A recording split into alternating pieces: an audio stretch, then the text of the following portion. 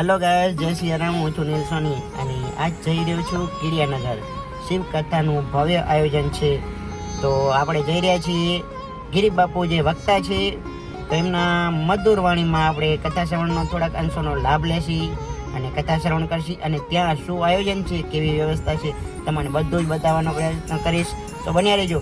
અને વિશેષ શિવ ભક્તોને જણાવવાનું કે ત્યાં 12 જ્યોતિર્લિંગના પ્રતિકાત્મક રૂપ મંદિર બનાવેલ છે. તમારા ધ્યાનમાં આવ્યો છે પણ હું રૂબરૂ દર્શન કરાવીશ. અને હજી 5 દિવસ છે, જરૂરથી લાભ લેજો. તો ચાલો બન્યા રહેજો, વિડીયો એન્ડ સુધી જોજો અને કોમેન્ટમાં હર હર મહાદેવનો નારો તો લાગવો જ જોઈએ. તો ચાલો આજનો મસ્ત વિડીયો ચાલુ કરીએ.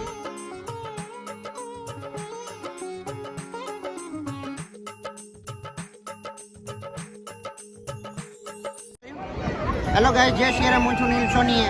આવી ગયો છું કિડિયાનગર અને પાછળ તમે જોઈ શકો છો આ પ્રવેશ દ્વાર છે અને શિવ કથાનું ભવ્ય આયોજન છે. ગિરીશ બાપુ વક્તા છે.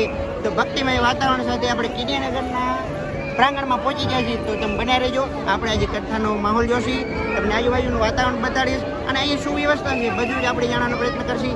બન્યા રહેજો એન્ડ સુધી. ચાલો.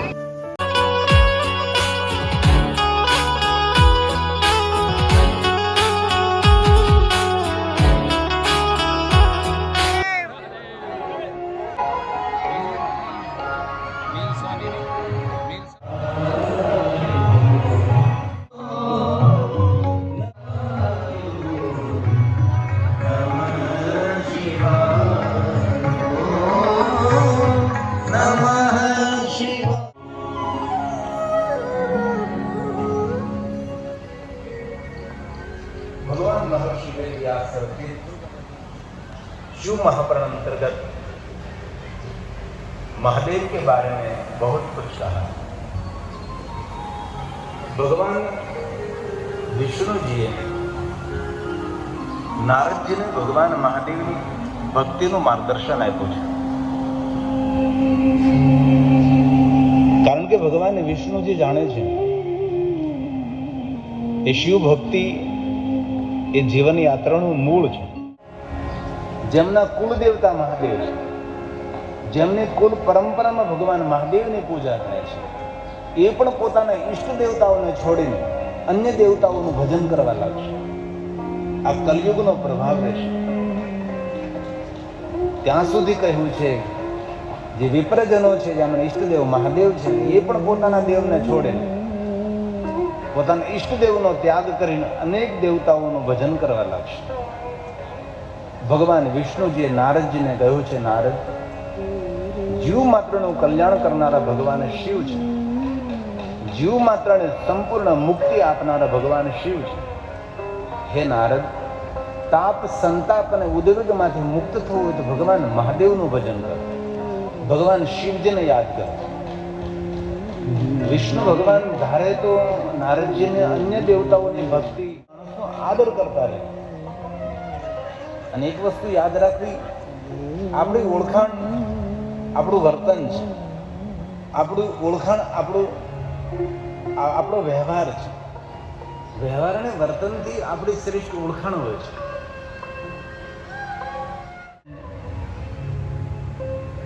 એના બ્લડમાં વિપુલ કરવામાં આવે, એમાં ખાનદાની તો એના વર્તનથી તેને વ્યવહારથી જ ઓળખાય.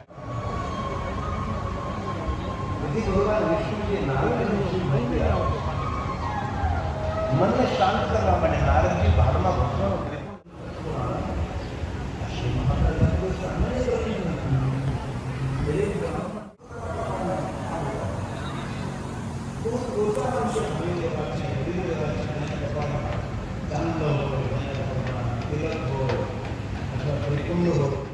આ બધું જ યાદ છે. આપણે સગલાનું હોય છે ત્યારે આપણે પૂજા કરવા બેસીએ ત્યારે આપણા આચાર્યો, આપણા બ્રાહ્મણો પેલા ભગવાનને તિલક નહીં કરાવે, પેલા આપણા કપાળમાં તિલક કરે. ચંદનનું ત્રિપન કરો અથવા કંકોનો ચાંદલો કરો તો એક આપનો ચહેરો દર્શનીય લાગે. આપણું જ મોઢું આપણા અરીસાની અંદર, આપણા દર્પણની અંદર આપણને જોવું ગમે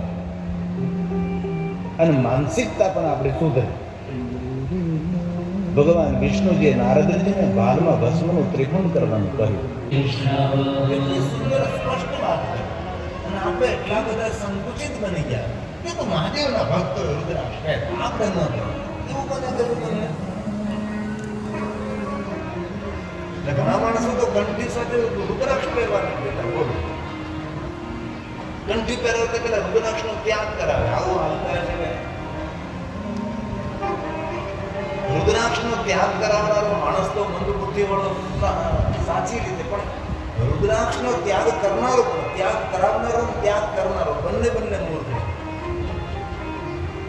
એટલે હૃદયની મારી પ્રાર્થના છે, કોઈ પણ સંપ્રદાયમાં, કોઈ પણ પરંપરામાં તમે ઝઘડાયેલા, પકડાયેલા ને પુરાયેલા, અને શિવ કોઈ સંપ્રદાય નથી, શિવ સનાતન છે. શિવ ખુલ્લું મેદાન, શિવ એક આકાશ છે અને આકાશનો તો અંત નથી.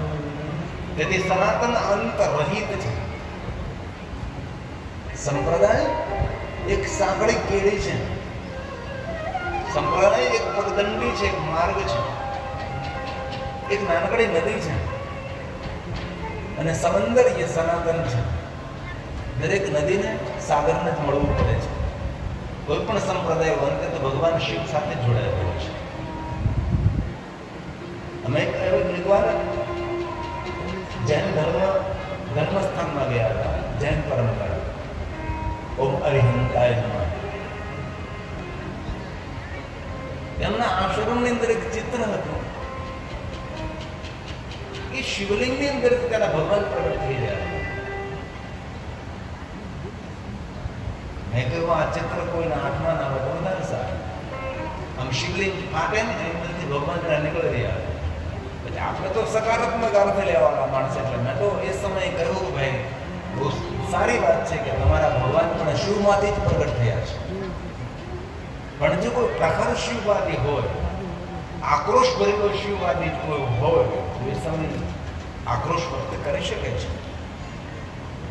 મારો કહેવાનો અર્થ એ છે કે જો જીવાત્માનું કલ્યાણ કરવું હોય, આપણું ને આપણા પરિવારનું સર્વ રીતે મંગલ કરવું હોય તો શિવ વગર કોઈ મંગલ ન કરી શકે, શિવ વગર કોઈ કલ્યાણ ન કરી શકે. અહીંયા ભગવાન વિષ્ણુજીએ નારદજીને ભગવાન મહાદેવની ભક્તિ આપી, તેનું કંઈક તો કારણ હશે. વિષ્ણુ ભગવાન એવું કેમ નહીં કે તમે મારી ભક્તિ કરો? ઓમ નમો ભગવતે મહાદેવાય ધન્વંતરે અમૃત કલશ હસ્તાય સર્વભય વિનાશાય.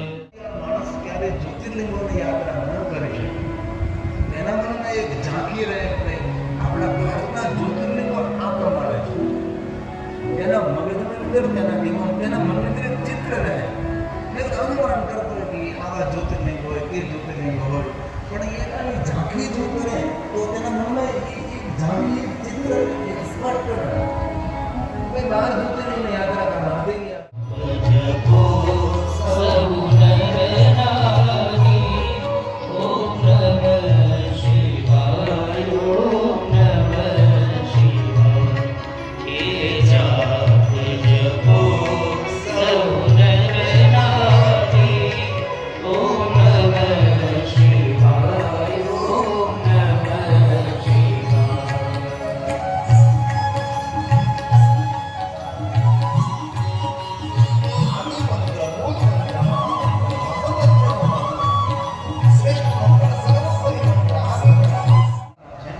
અન્ય રીલ્સ જોવાનું બંધ કરે અને મહાન શિવ ભક્ત અહલ્યાબાઈની રીલ્સ જોવાનું શરૂ કરે.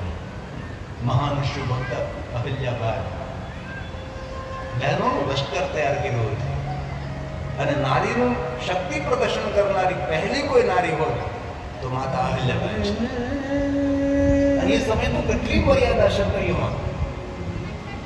નારી ઘરની બહાર પગ તો ન મૂકી શકે, નારી ઘરની બહાર અવાજ પણ જાય એ રીતે બોલી ન શકે. આવી મર્યાદાઓની વચ્ચે અહલ્યાબાઈ હાથમાં તલવાર લઈ નારીઓનું લશ્કર લઈને નીકળે. કેવી વેરાવી કે નારી શક્તિ કઈ સામાન્ય શક્તિ નથી. એ શક્તિને દબાવી દેવામાં ના આવે, શક્તિને પ્રગટ થવા દેવામાં આવે. ત્યારે અહલ્યાબાઈનું ચરિત્ર સાંભળો, ચરિત્ર વાંચો. આ સોમનાથમાં આપણે મહાદેવની પૂજા કરીએ છીએ, એ સોમનાથમાં મહાદેવની પૂજાનો પ્રારંભ કરાવનારો કોણ? માતા અહલ્યાબાઈ. બાકી તો ત્યાં કોઈ મહાદેવની પૂજા કરતો તો મૃત્યુદંડ આપતા હતા. જેને જેને સોમનાથ મહાદેવ તોડ્યું એના નામ યાદ રાખવામાં આવતા હતા. પણ ફરિયાદ તો એ છે કે આ 13 વખત સોમનાથ મહાદેવ તોડ્યું તેના નામો અમને ભણાવ્યા છે, પણ 13 વખત આ જેને સોમનાથ મહાદેવ નિર્મળ કર્યું તેના નામ અમને કેમ ન ભણાવ્યા? એ તો ઠપકો આપવો જોઈએ કે તમારે? એટલું તો આપણે વિચારી શકીએ જ નહીં. આપણા દેશના માનનીય વડાપ્રધાને કહ્યું છે કે કચ્છને હું કાશ્મીર બનાવી દઈશ, એટલે કાશ્મીર ન બને એવું ધ્યાન રાખજો તમે બધા ભેગા થઈ.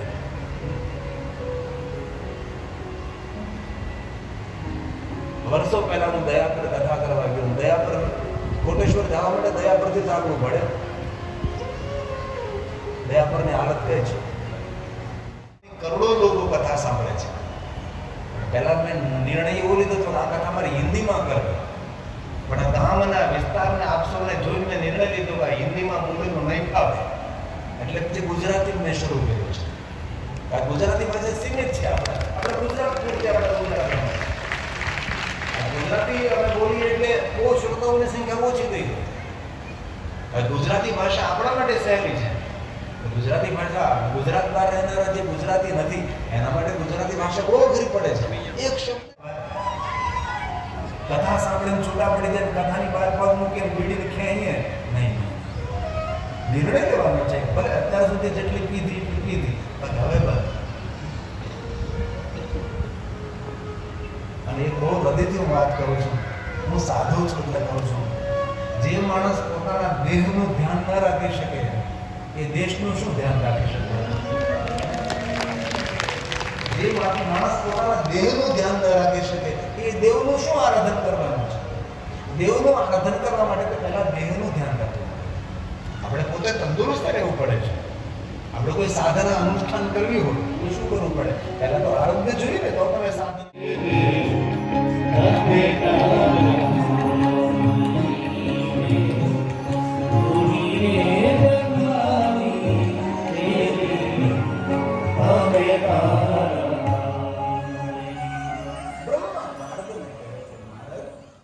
બ્રહ્માજીની દ્રષ્ટિએ ભગવાન શિવજી કેટલા શ્રેષ્ઠ છે. અને વિશ્વના દરેક દેવતાએ ભગવાન શિવજીની સ્તુતિ કરી છે. દરેક ઋષિઓ यस्य तस्मै नमो नमः यं न वाजनं प्रशंसन्ते नमस्तस्मै चिदात्मने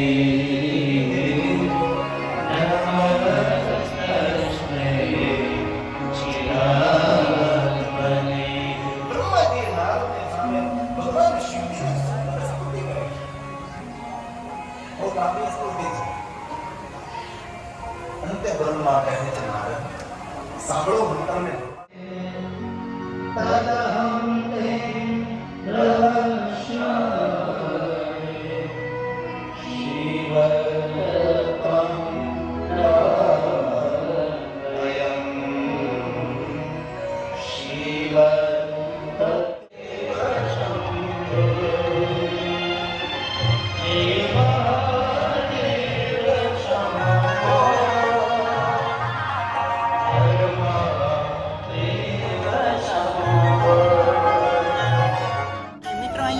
જ્યોતિર્લિંગ પ્રતિકાત્મક સ્વરૂપે આપ નિહાળી શકશો. તો બન્યા રહેજો એન્ડ સુધી.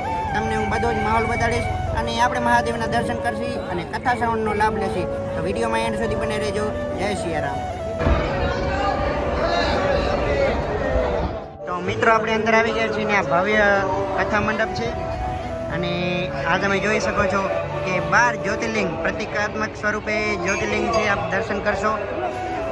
તો ચાલો બન્યા રહ્યો. આપણે અંદર જઈએ તમને એક બધા જ મહાદેવના જ્યોતિર્લિંગ સ્વરૂપે મંદિર છે એના દર્શન કરાવે.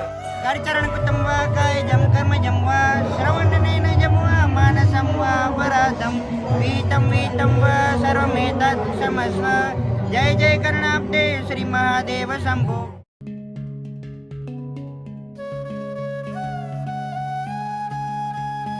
મિત્રો શિવકથાના ભવ્ય આયોજનમાં અહીંયા 12 જ્યોતિર્લિંગ તમે એક સાથે દર્શન કરી શકશો.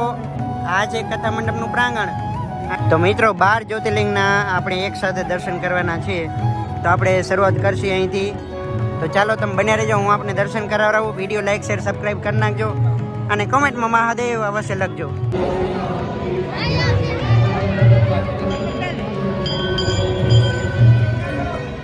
તો મિત્રો પ્રથમ શિવલિંગ નાગેશ્વર મહાદેવ. તો આપણે અહીંથી શરૂઆત કરશું. તમે બને રહેજો. 12 જ્યોતિર્લિંગના આપણે પ્રતિકાત્મક સ્વરૂપે મંદિર છે. નિહાળજો, આપણે દર્શન કરજો અને કોમેન્ટમાં મહાદેવ અવશ્ય લખજો.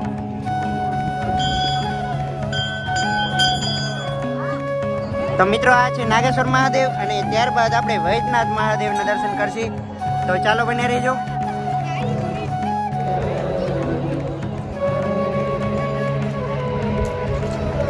તો બીજા નંબરમાં મિત્રો છે વૈદ્યનાથ મહાદેવ. જય વૈદ્યનાથ મહાદેવ. તો મિત્રો ત્રીજા નંબરે છે મલ્લિકાર્જુન મહાદેવ.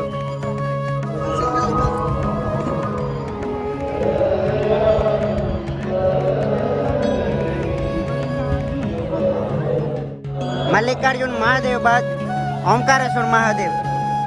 તો મિત્રો ચોથા નંબરમાં ઓમકારેશ્વર મહાદેવ છે.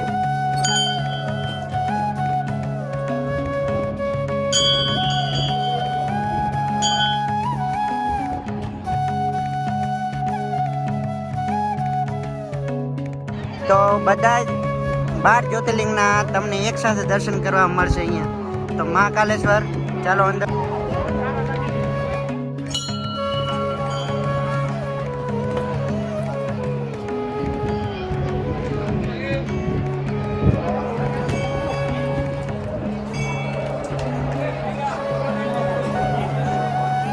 મહાકાલેશ્વર બાદ મિત્રો સોમનાથ મહાદેવ.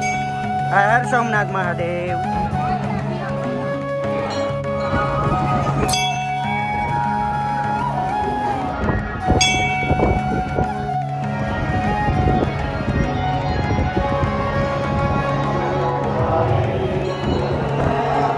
કથા મંડપની જમણી સાઈડ 6 મંદિરોના દર્શન થશે. હવે આપણે ડાબી બાજુ જશે. આ છે વિશાળ કથા મંડપ અને ડાબી બાજુ શરૂઆતમાં જ પ્રથમ ત્રંબકેશ્વર મહાદેવના આપણે દર્શન કરશું. તો ચાલો, હર હર મહાદેવ. તો મિત્રો ડાબી બાજુ 5 મહાદેવના મંદિર છે અને જમણી સાઈડ 6 અને વચ્ચે મેઇન કેદારનાથ એ વ્યાસપીઠમાં બનાવેલ છે મંદિર. તો બન્યા રહેજો.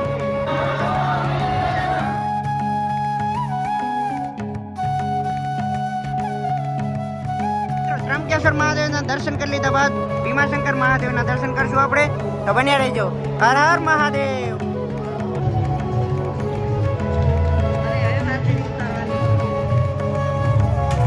ભીમશંકર મહાદેવના દર્શન કરી લીધા બાદ આપણે રામેશ્વર મહાદેવના દર્શન કરશું. તો ચાલો, તો હવે આપણે કરશું દર્શન રામેશ્વર મહાદેવના. હર હર મહાદેવ.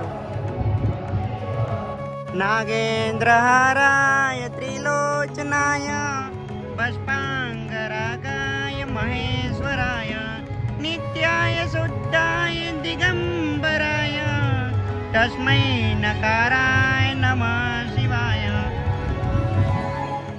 તો મિત્રો ત્યારબાદ આવે છે ઘુષ્મેશ્વર મહાદેવ. તો ચાલો હવે આપણે ઘુષ્મેશ્વર મહાદેવના દર્શન કરશું.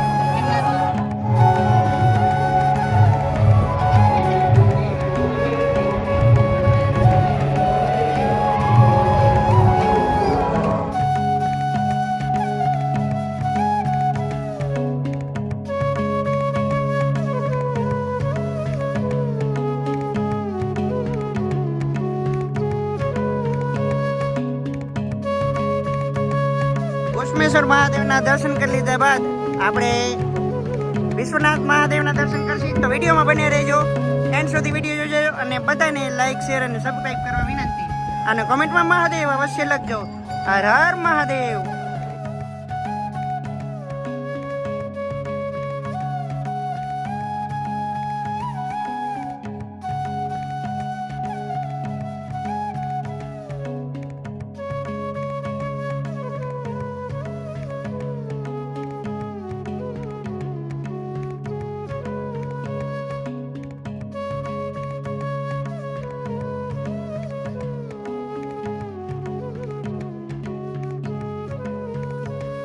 આપણે વિશ્વનાથ મહાદેવના દર્શન કરી લીધા. હવે લાસ્ટ કેદારનાથ મહાદેવ વ્યાસપીઠમાં મિત્રો બનાવેલ છે. તમને એના પણ આપણે દર્શન કરશું. મિત્રો હવે આપણે કરશું કેદારનાથ મહાદેવના દર્શન.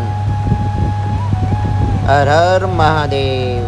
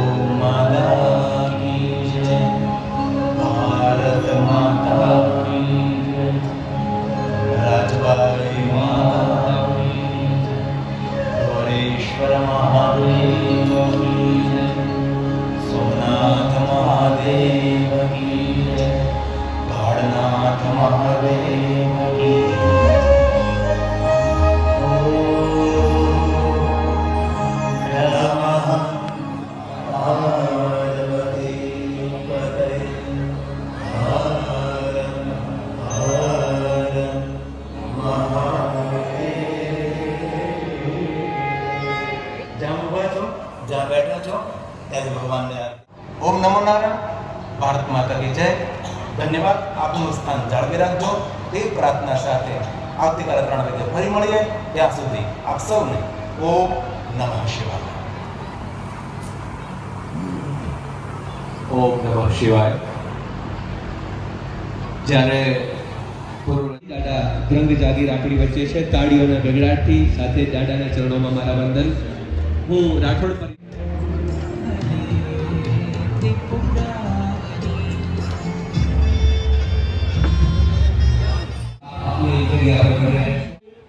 હર હર હર હર. અને શિવ કથા જેને કંઠસ્થ કરી છે અને શિવ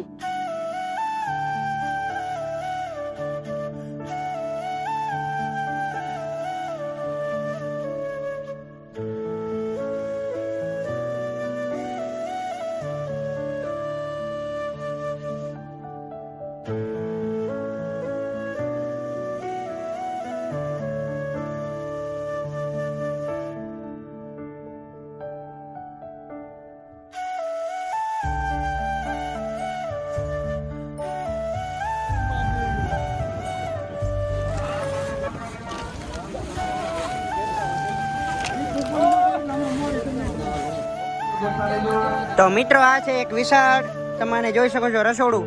તો ભક્તો માટે પ્રસાદ અહીં બનાવવામાં આવી રહ્યો છે. તો જોઈ શકો છો અહીંયા ધમાધમ રોટલીઓ અને બધું બની રહ્યું છે. તો મિત્રો જોઈ શકો છો સ્વયંસેવકો સેવા આપી રહ્યા છે અને અહીંયા પ્રસાદની વ્યવસ્થામાં મદદ કરી રહ્યા છે. આ તમે જોઈ શકો છો.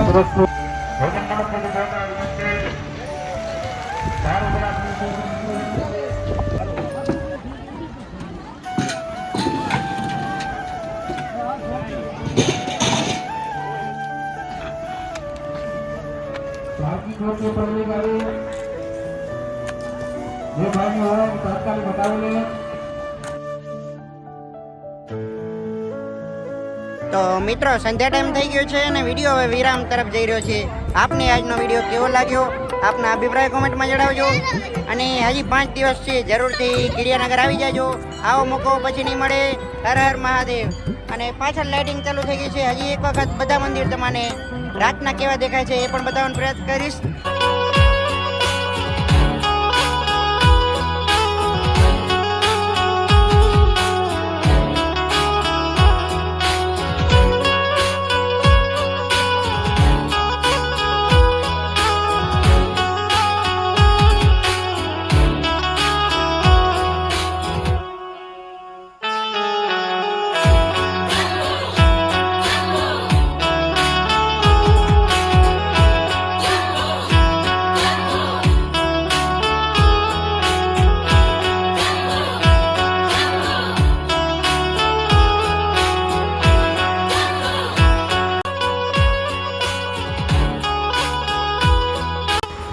તો મિત્રો આજના વિડીયોમાં આટલું જ.